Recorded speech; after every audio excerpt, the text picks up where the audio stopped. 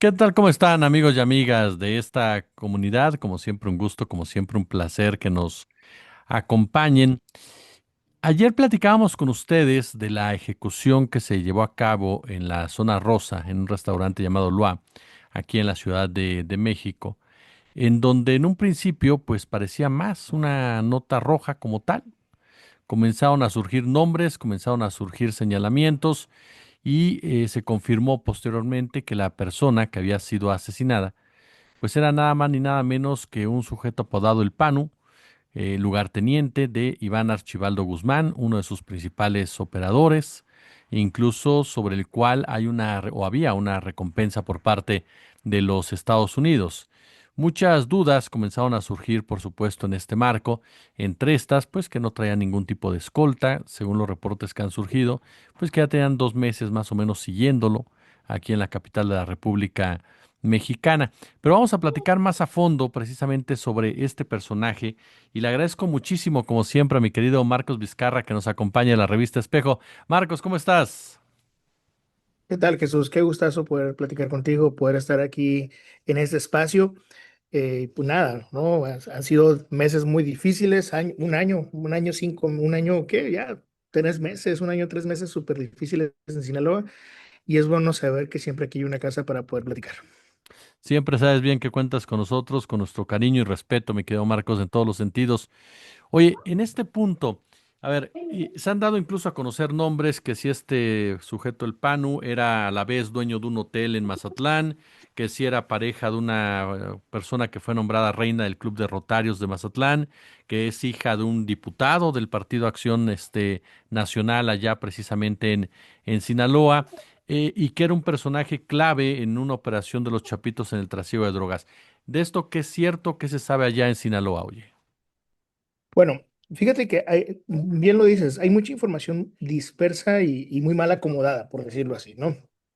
Eh, Voy a empezar primero con ella, porque creo que ella es, aunque es un personaje secundario, es finalmente alguien importante ahorita en esta trama. Esta chica, eh, de acuerdo con los datos que se tienen proporcionados, lleva por apellido Rojo.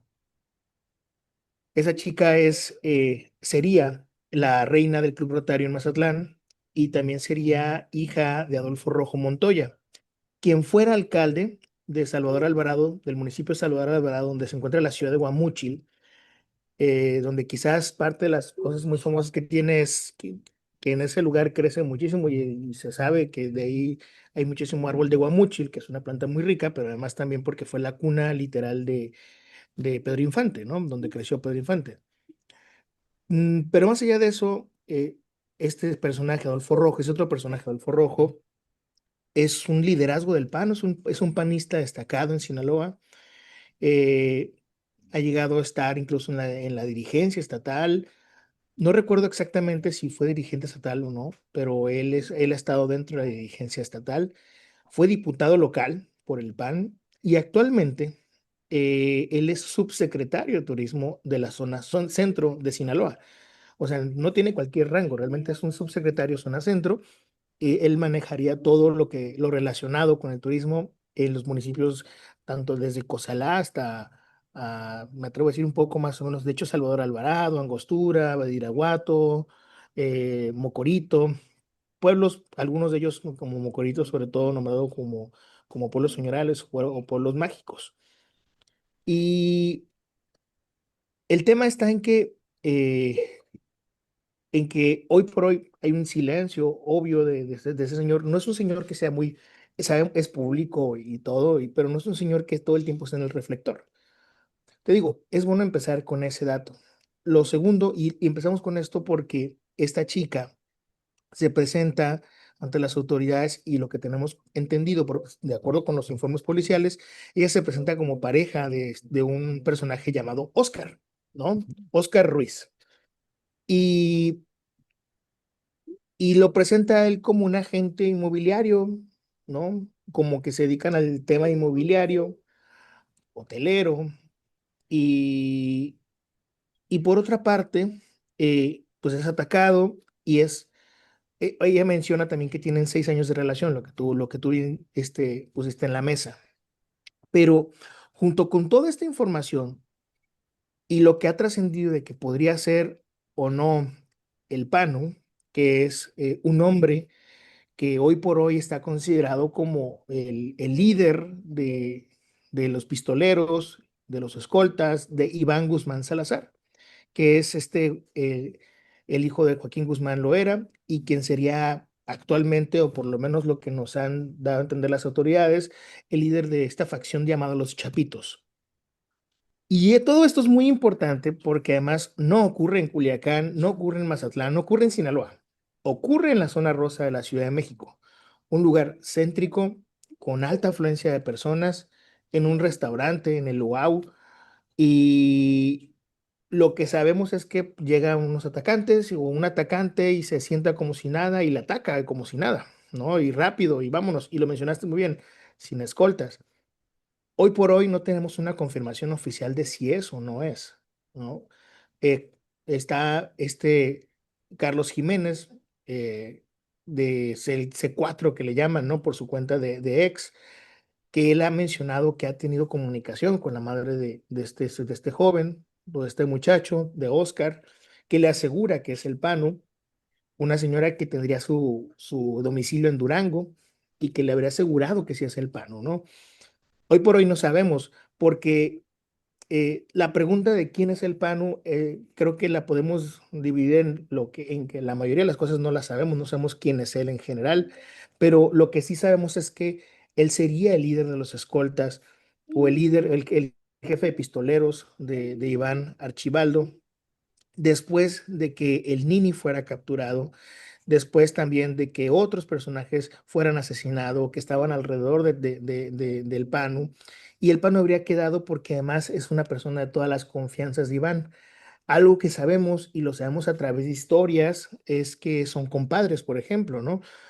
¿Quién bautizó a quién? No lo sabemos, o si, o de quién, por qué son padrinos tampoco lo sabemos, pero sabemos que son compadres o eran compadres, y eso los tenía una cercanía muy fuerte. Hoy por hoy se pone en relieve mucho y se destaca mucho el hecho de que habría sido él, de que lo habrían asesinado, de que él habría caído en la zona rosa de la Ciudad de México, en un territorio, insisto, fuera de Sinaloa, donde actualmente se está desarrollando este conflicto entre los chapitos y los mayitos, y que nos ha dejado durante todo ese tiempo ya más 15 meses, más de 2.000 personas asesinadas y alrededor de 4.000 personas desaparecidas. No son cifras nada simples, son cifras muy alarmantes, muy preocupantes para todos. O sea, todos los días hay balaceras, todos los días hay muertos. Ayer hubo 11 muertos, por ejemplo, Jesús, ¿no? Ayer hubo 11 muertos, antier hubo otros 8, anteantier hubo 10. O sea, realmente esta violencia no ha parado, no ha diezmado. Te digo, todos los días balaceras, todos los días desapariciones, todos los días agresiones, todos los días se escucha de bombas, de drones usados para lanzar bombas, todos los días hay tanques o tanquetas de guerra por todos lados, operativos militares por doquier, helicópteros sobrevolando, esos Black Hawk sobrevolando la ciudad de Culiacán, la de Mazatlán, los parajes en la sierra, todos los días aviones del ejército, o sea, retenes por todos lados. Y yo entiendo que no, que puede haber una resistencia por todos los mecanismos legales internacionales de que a esto no le podemos llamar una guerra. Pero si no le podemos llamar una guerra, ¿cómo le podemos decir? Claro. ¿No? O sea, yo no sé cómo lo podríamos decir a esto. Eh, Conflicto armado, a lo mejor, pero es un conflicto armado que está muy sacado de todos estos contextos, ¿no? Es cierto que ni uno ni otro son naciones, ni un grupo ni otro grupo son naciones, pero nos han dejado sí en medio de muchas refriegas. Y el otro día escuchaba, y quiero hacer mucho énfasis, el otro día escuchaba un análisis de una consultora, de un consultor, ¿no? Eduardo Guerrero, decía que el, la principal tarea y que se había logrado era retener o contener este conflicto dentro de Sinaloa nada más y que no escalara afuera. Y yo me quedaba pensando, creo que no está viendo lo que está pasando en Sonora, lo que está pasando en Chihuahua, sobre lo que está pasando en la laguna entre Torreón y Durango, lo que está pasando en mismo Durango, lo que está pasando en Nayarit, ya no Sinaloa nada más, y lo que está pasando pues justo ahora también en Ciudad de México. O sea, porque esto sí debería ser una alarma para todos. Yo creo que, vaya, si las autoridades han tardado tanto en contarnos quién es este Oscar, si es Ruiz o es Medina, también tiene mucho que ver eso, ¿no? Es muy complejo, Jesús, es muy, muy difícil porque sí existe, estamos en un momento de inflexión, de, de una transformación de algo. Eso no, no hay duda de eso. Hay una transformación de algo.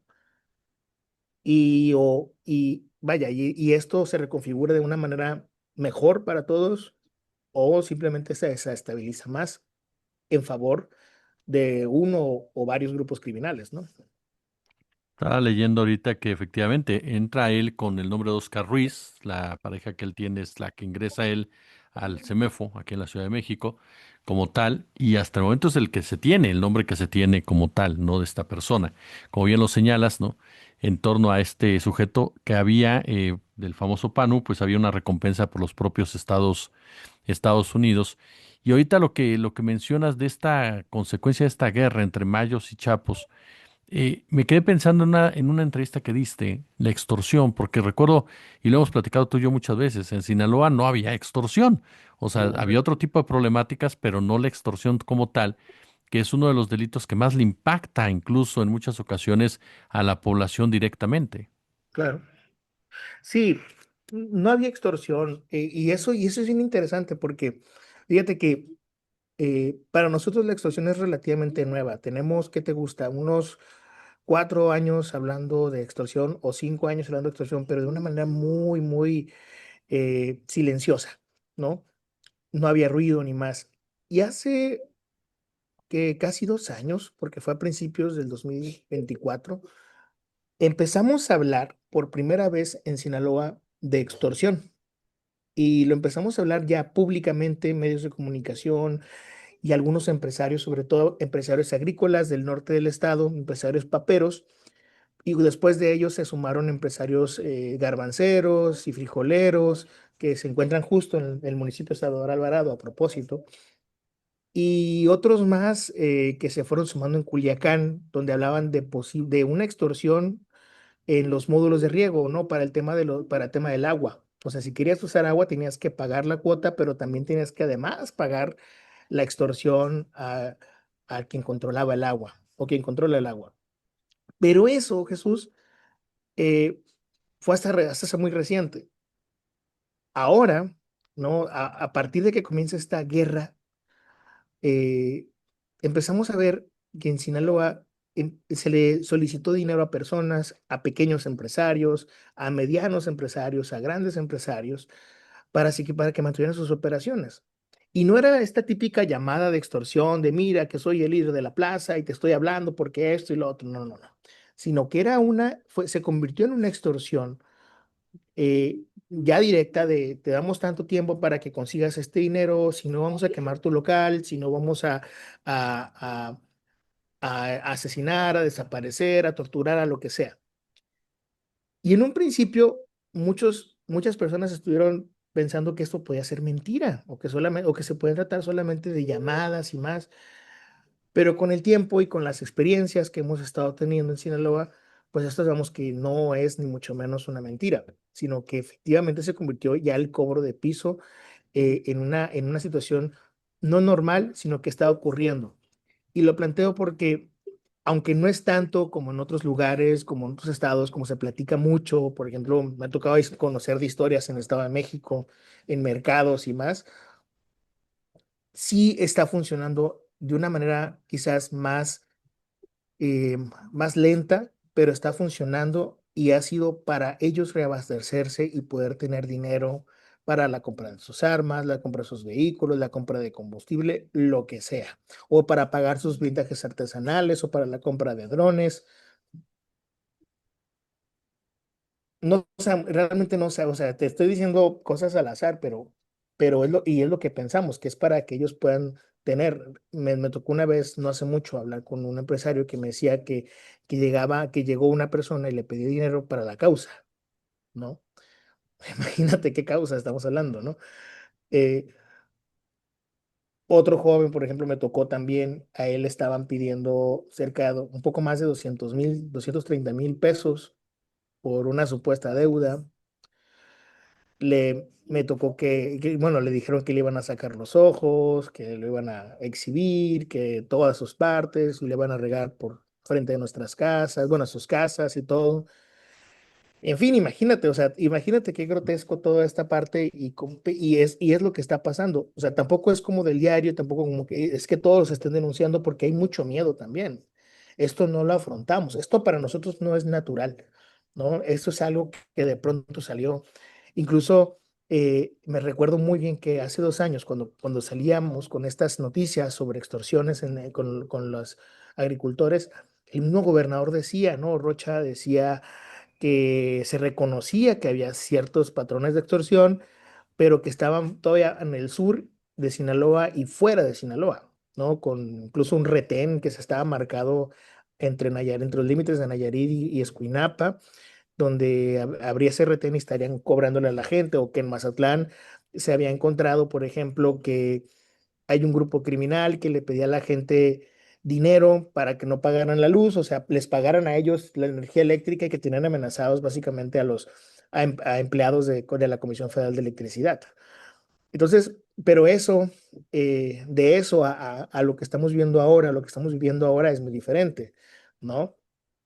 Es muy, muy diferente. O sea, este cobro de piso, si quieres seguir trabajando, tienes que pagar por tu seguridad. Eso no existe aquí. Y esto ya, o sea, y esto ya va, ya es algo en serio. Y a veces es muy triste de pronto escuchar a las autoridades decir, bueno, es que no tenemos reportes de esto, o no nos han comentado, no tenemos denuncia.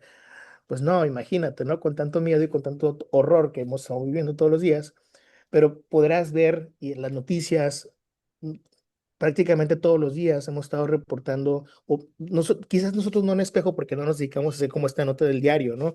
Pero sí en otros medios que respeto mucho y que, verdad, han hecho un trabajo excepcional durante todo ese tiempo, como los noticieristas, como Línea Directa, Luz Noticias, Noroeste, Link Sinaloa, entre otros más.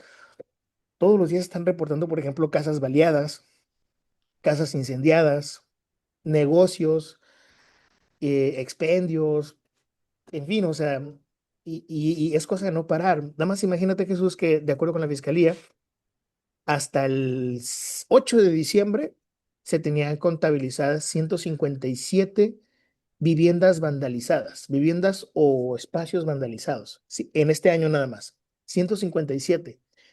Y en lo que llevamos de este mes, hasta ayer todavía eran 17 más.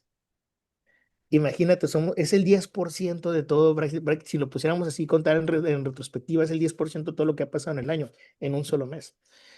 O sea, realmente sí está, esto es lo que estamos viviendo hoy. Mi querido Marcos Vizcarra, yo como siempre quiero agradecerte estos minutos que nos otorgas aquí en nuestra comunidad, enviarte un fuerte abrazo, por supuesto, sabes bien lo que se te respeta, lo que se te aprecia y cualquier cosa que tú necesites, aquí andamos. Te agradezco muchísimo estos minutos, oye.